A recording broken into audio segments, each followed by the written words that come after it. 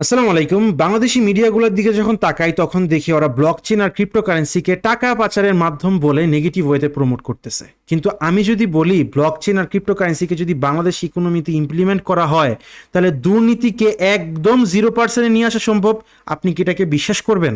Actually যারা নিউজগুলো করতেছে তাদের নলেজের মারাত্মক লেভেলের অভাব আছে।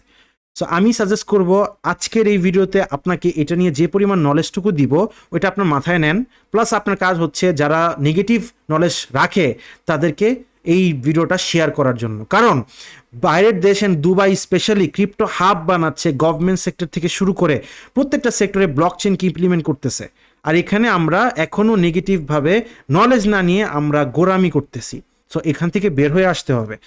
আবার কিছু কিছু বাঙালি বলে ব্লকচেন ভালো ক্রিপ্টো খারাপ। আরে গাধা, ক্রিপ্টো ছাড়া ব্লকচেন চলবে কেমনে? ব্লকচেন ছাড়া ক্রিপ্টো চলবে কেমন? দুইটা কানেক্টেড, একটা একটা ছাড়তে পারবেন না।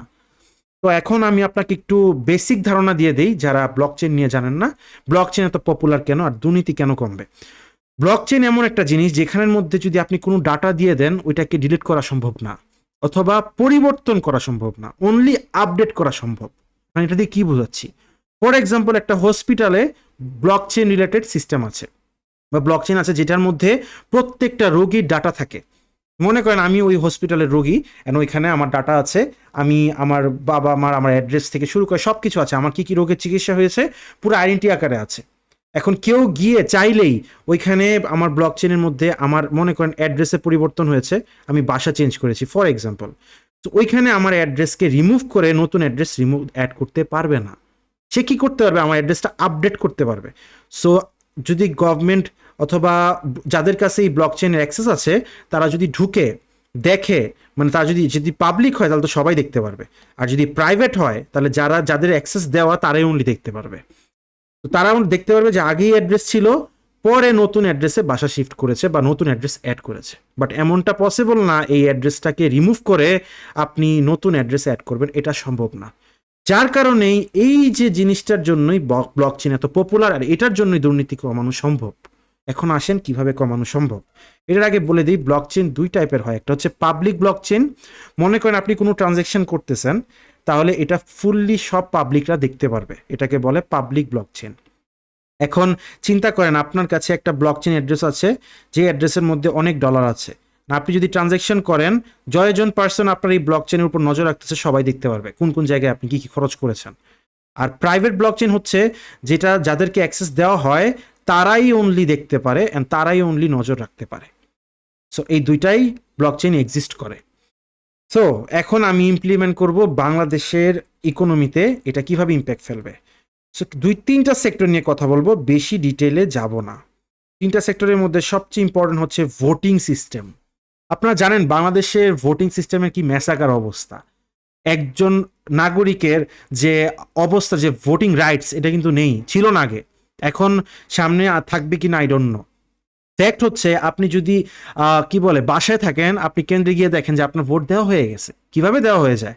ইভেন যাদের নাই তা ফেক বানিয়ে তাদের ঠেসে ঠেসে ভোট দিচ্ছে।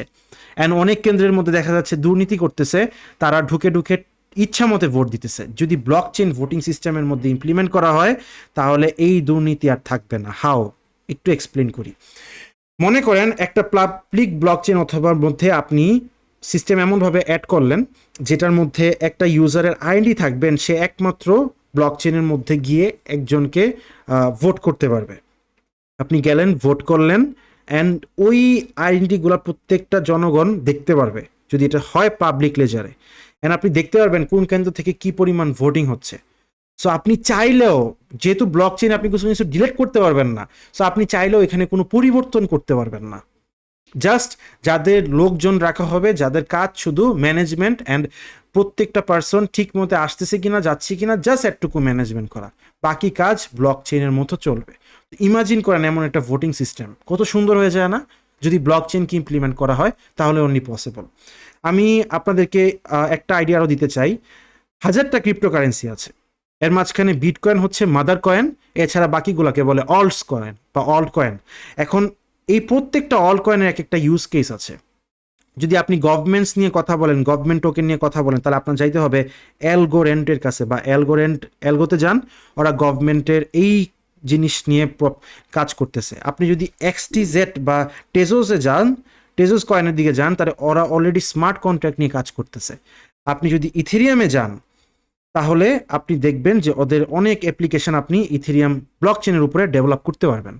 ফর এক্সাম্পল, এই 3টা ব্লক চেনকে যদি আপনি ইমপ্লিমেন্ট করেন, একটা ব্লক চেনে কাজ হবে প্রত্যেকটা ইউজারের আইডেন্টি বানানো, যেটা গভর্নমেন্ট আইডেন্টিগুলা ব্লক চেনের মধ্যে রাখা।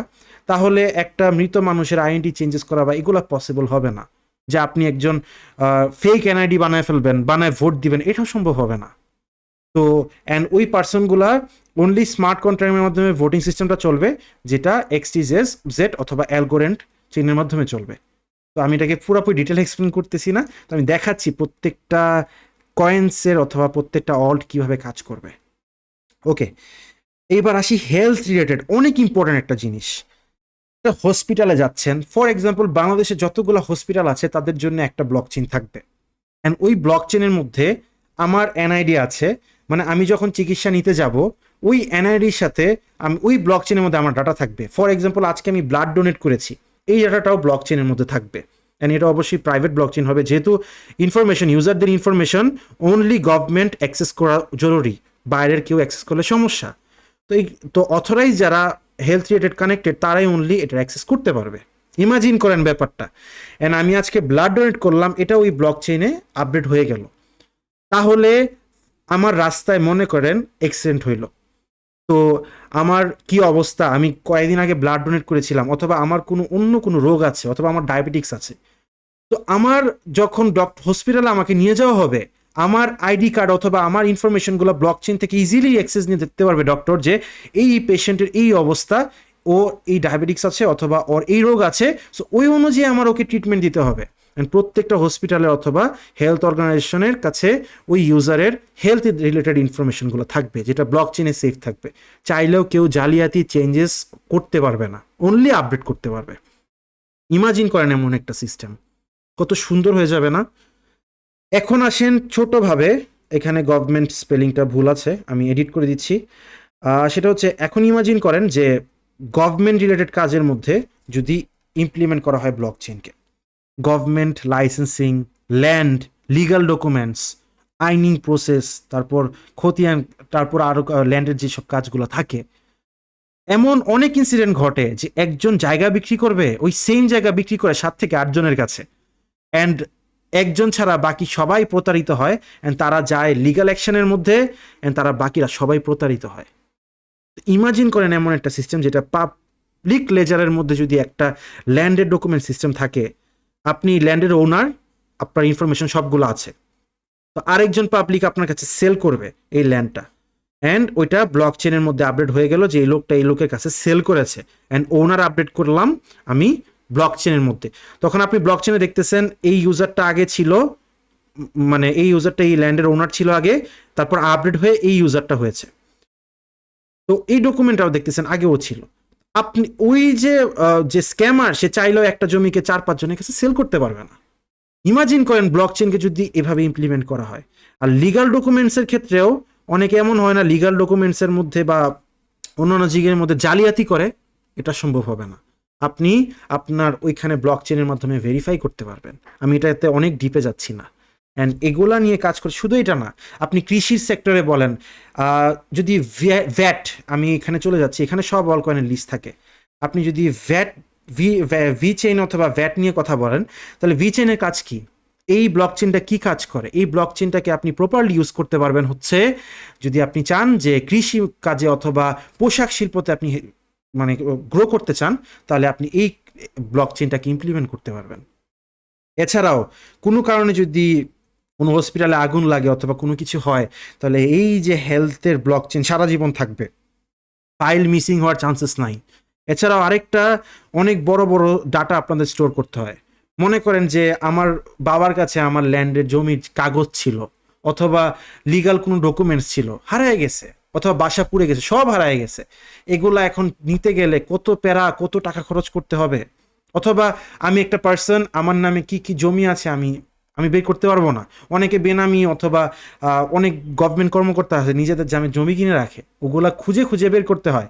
কিন্তু যদি এরকম ব্লক চেইন থাকে, আপনি সার্চ করবেন, জাস্ট ক্লিক করবেন, আপনার নামে কোন কোন জায়গায় কি আছে সব বের হয়ে আসবে। কত সুবিধা না, কত কত ইজি হয়ে যায় না। অ্যান্ড আমি যদি আরেকটু দিকে যাই, গভর্নমেন্টের এই বিষয়গুলোতে যাই, যদি গভর্নমেন্টের যে লাইসেন্সিংয়ের কথাগুলো বললাম, তারপর যে আমি ভোটিং সিস্টেমের কথা বললাম, আইডি সিস্টেমের কথা বললাম, সেন্সিটিভ ডাটাগুলোর কথা বললাম, তো এই যে ওয়ার্কফ্লোটা কিন্তু খুবই ইজি হয়ে যায়। আর এতজন মানুষ এই যে ম্যানেজমেন্টের জন্য, এইসব পুরা ম্যানেজমেন্টের জন্য যে পরিমাণ ডলার বাংলাদেশ খরচ করে, যে পরিমাণ ডলার অথবা খরচ করে, ওইটাও কস্টটা কিন্তু কমে আসবে। অ্যান্ড আপনাদের অনেক দিক থেকে বেনিফিট আসবে।